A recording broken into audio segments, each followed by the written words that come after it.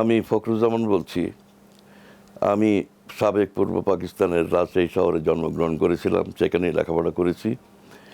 আমি বাংলাদেশি ভাই বোনদেরকে একটা পয়গাম দিতে চাই, আপনারা ভালো করে শুনবেন, বোঝার চেষ্টা করবেন এবং এর উপর যদি আমল দরামত করেন তো সবচেয়ে খুশির কথা। কথা হলো যে পূর্ব পাকিস্তান পৃথক হলেও, আলাদা হলেও আমরা দুই জাতি মুসলমান। আমাদের একে অপরকে সম্মান করতে হবে, খেয়াল রাখতে হবে, পুরনো দিনের কথাগুলো ভুলে গিয়ে নতুনভাবে আমাদেরকে সম্পর্ক গড়ে তুলতে হবে। এতেই আমাদের কল্যাণ। অর্থাৎ বাংলাদেশের যেসব প্রোডাক্ট আছে সেগুলো পাকিস্তানে আনা যেতে পারে, পাকিস্তানের প্রোডাক্ট বাংলাদেশে যেতে পারে। এইভাবে আমরা দুই দেশ লাভবান হতে পারি, এতে জনগণও লাভবান হবেন।